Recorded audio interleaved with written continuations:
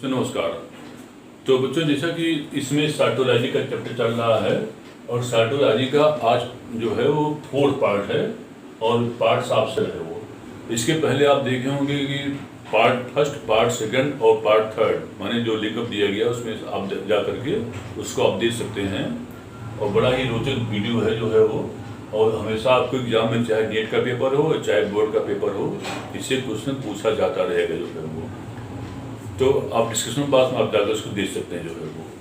अब आती है जो चौथा पार्ट होता है साइटोलॉजी का, वो होता है पार्ट्स ऑफ ए सेल और उसको हिंदी में कहते हैं कोशिका के भाग।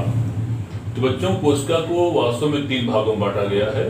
नंबर 1 प्रोटोप्लाज्म, या इसको हिंदी में जीवद्रव्य कहते हैं। और सेकेंड पार्ट होता है वैक्यूल, उसको रितिका कहते हैं। और थर्ड पार्ट होता है सेल वॉल, उसको कोशिका भित्ति कहते हैं वो। मीन्स 3 पार्ट इसके होते हैं। अब आती है कि इसका जो फर्स्ट पार्ट होता है, फर्स्ट पार्ट वो कहलाता है प्रोटोप्लाज्म होता है वो, प्रोटोप्लाज्म। तो वास्तव में प्रोटोप्लाज्म, या इसको हिंदी में क्या कहते हैं, इसको हिंदी में हम जीवद्रव्य कहते हैं वो। तो वास्तव में जीवद्रव्य प्रोटोप्लाज्म। तो प्रोटोप्लाज्म को 2 पार्ट में डिवाइड किया गया है। एक तो कहते हैं प्रोटास और सेकंड होता है प्लाज्म। तो प्रोटास मीन्स होता है प्रिमिटिव और प्लाज्म मीन्स होता है फ्लूइड। तो प्रिमिटिव मीन्स होता है प्रारंभिक और फ्लूइड मीन्स होता है द्रव्य, माने प्रारंभिक द्रव्य होता है वो। तो असल में जैसा नाम होता है वैसे से कार्य भी है वो, क्योंकि ये जो जैसे मान लीजिए कि सेल है, ये सेल हो गया और ये न्यूक्लियस हो गया। तो न्यूक्लियस के अंदर एक प्लाज्म होता है और इसको हम न्यूक्लियोप्लाज्म कहते हैं वो। ये न्यूक्लियोप्लाज्म या केंद्र द्रव्य कहलाता है वो। अब आती यहाँ पर ये जो पोर्शन होता है इसको हम साइटोप्लाज्म कहते हैं वो। साइटोप्लाज्म या कोशिका द्रव्य कहलाता है। तो साइटोप्लाज्म और न्यूक्लियोप्लाज्म जो होता है, ये दोनों मिला करके माने जीवद्रव्य के भाग होते हैं वो। अब आती है कि जीवद्रव्य जैसा कि नाम है प्रिमिटिव फ्लूइड माने प्रारंभिक ये द्रव्य होता है वो। अब आती है कि एक साइंटिस्ट थे Julius Huxley.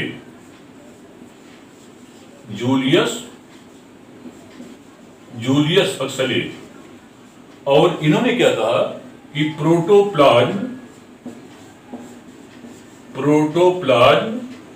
is the physical basis of life।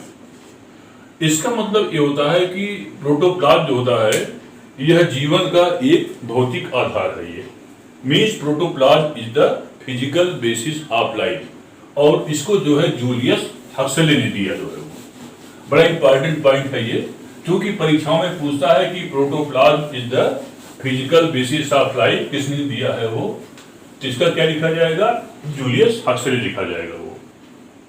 अब आती है कि जीवद्रव्य की खोज। इसकी खोज का नाम अगर बात करते हैं तो इसका नाम आता है डुजार्डिन। तो डुजार्डिन ने इसकी डिस्कवरी माने खोज किया और इसको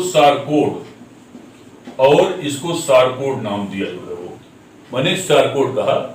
इसके बाद एक साइंटिस्ट आए हैं पुरकिंजे। तो पुरकिंजे नामक वैज्ञानिक ने इसको टर्म प्रोटोप्लाज्म दिया जो है वो। इसको टर्म प्रोटोप्लाज्म नाम जो है वो पुरकिंजे नामक वैज्ञानिक ने इसको प्रस्तुत किया बच्चों। अब अगले साइंटिस्ट आए हैं वो ह्यूगो वान मॉल, और इन्होंने क्या बताया है, इंपॉर्टेंस ऑफ प्रोटोप्लाज्म माने जीव द्रव्य का महत्व और डिस्क्रिप्शन जो है इसका वर्णन ह्यूगो वान मॉल ने प्रस्तुत किया। तो इतना पॉइंट बच्चों बड़ा इंपॉर्टेंट है जो कि क्वेश्चन जो है परीक्षाओं में पूछा जाता है वो। अब आता है कि नेक्स्ट होता है physical properties of the protoplasm. Next heading आती है फिजिकल प्रॉपर्टीज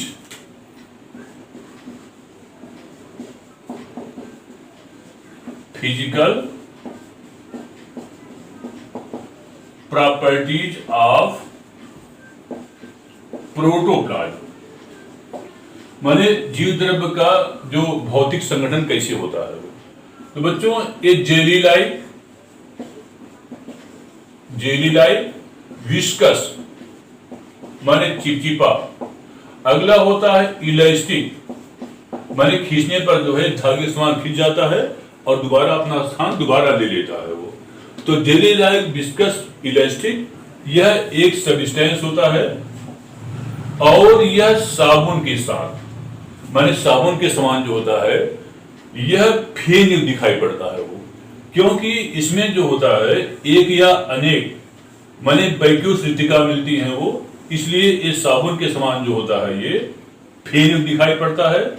इसलिए जो होता है ये मतलब जेली लाइक विस्कस और ये इलास्टिक होता है वो। और यह एक कोलॉइडल, बड़ा इंपॉर्टेंट पॉइंट है ये, यह एक कोलॉइडल सब्सटेंस होता है वो, कोलॉइडल सब्सटेंस। तो कोलॉइडल क्या होता है वो?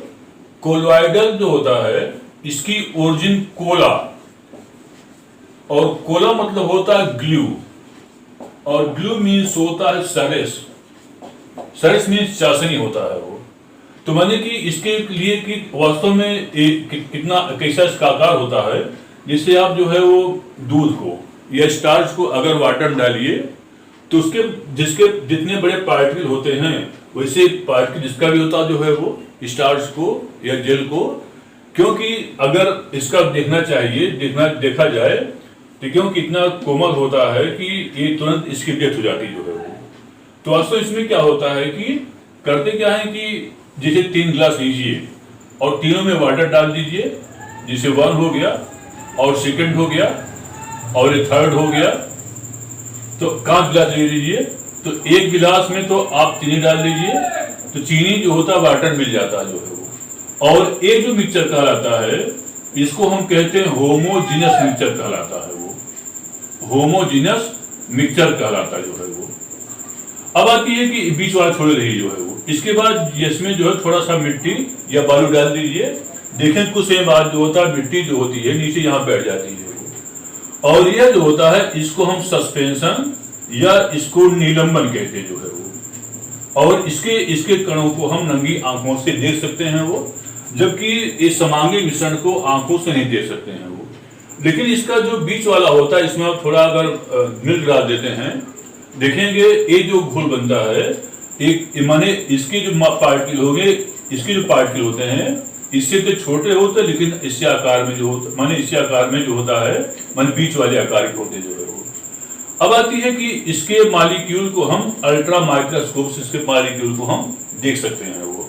तो इसी प्रकार से ठीक जो होता है हमारा कोलॉइडल सॉल्यूशन माने कल्ली घोल होता है वो। तो हमारा जो प्रोटोप्लाज्म होता है यह एक कोलॉइडल सब्सटेंस होता है वो। अब हम इसका जब स्टडी करते हैं तो ये चूंकि डेथ कर जाता है, बड़ा कोमल होता है, लेकिन एक साइंटिस्ट थे यनियस कोहन नामक वैज्ञानिक ने इसको मतलब के अनुमान लगाकर व्यक्त किया कि इसमें लगभग 90 से 92% जो होता है इसमें वाटर मिलता है वो। अब आती है कि इसमें इतना तो वाटर मिलता है प्रोटोप्लाज्म में, और इसके अलावा इसमें प्रोटीन की मात्रा लगभग 7% होती है वो। अब आता है कार्बोहाइड्रेट्स, और कार्बोहाइड्रेट्स की मात्रा लगभग 1% मिलती है।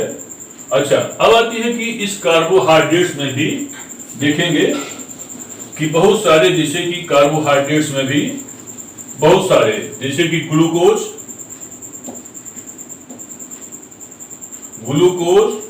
Fructose, maltose. तो ग्लूकोज, फ्रक्टोज, माल्टोज ये सब क्या होते हैं? ये सब कार्बोहाइड्रेट्स होते हैं।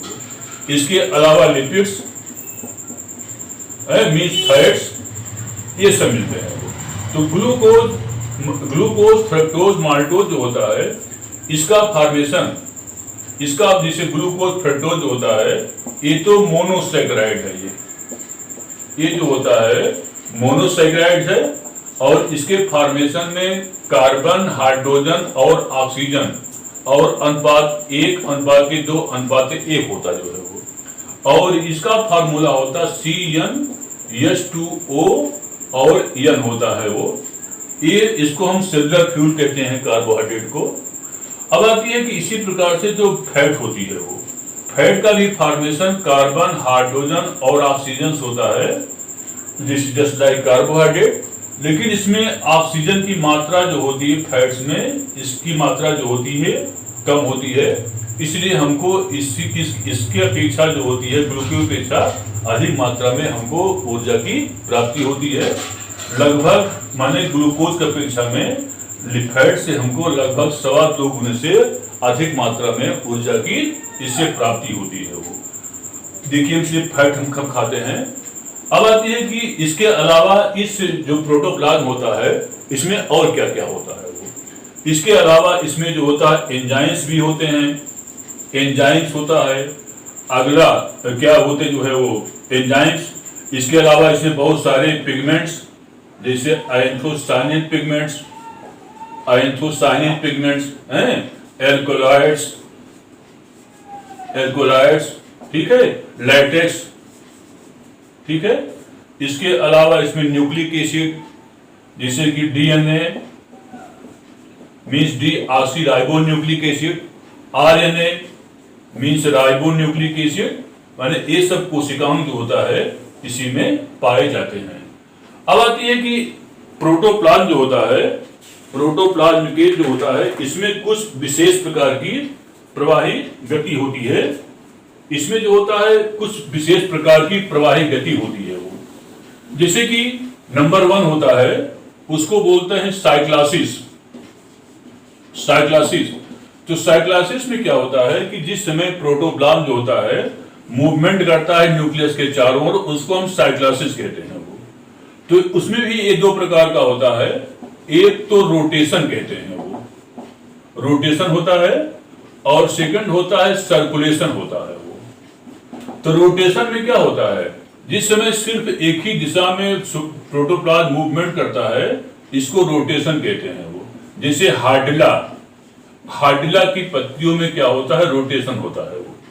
अगला होता है सर्कुलेशन, और सर्कुलेशन में क्या होता है कि जो हमारा प्रोटोप्लाज्म होता है वह विभिन्न दिशाओं में गति करता है वो।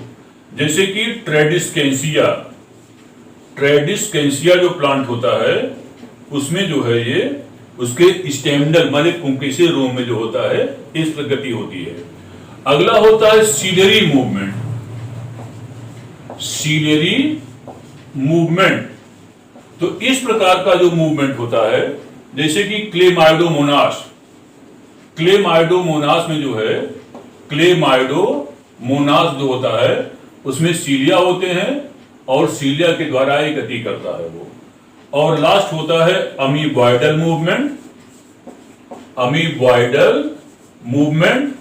और यह मूवमेंट जो होता है स्लाइड मोड्स में ये पाया जाता है। बच्चों इतना ही प्रोटोप्लाज्म में है जो कि इंपॉर्टेंट है, क्योंकि स्लाइड मोड जो होता है यह एक प्लांट होता है और जिसमें कि स्यूडोपोडिया माने क्या मतलब, यह अमीबा के समान जो होता है यह उभार बना करके एक गति करता है और इसको कहते हैं अमीबॉइडल मूवमेंट कहते हैं। तो बच्चों ने बड़ा इंपॉर्टेंट प्रोटोप्लाज्म का है, क्योंकि बोर्ड में प्रोटोप्लाज्म पर जो होता है वो शॉर्ट नोट पूछता है और इस पर जो होता है क्वेश्चन पूछता रहता है। तो बच्चों बड़ा इंपॉर्टेंट वीडियो है, इसको देखिएगा और इसको लाइक करिएगा, शेयर भी करिएगा। अगले टर्न पर आपको ले चलेंगे इसमें सेल मेम्ब्रेन जो कि बड़ा इंपॉर्टेंट, उसको देखते रहिएगा। बच्चों धन्यवाद।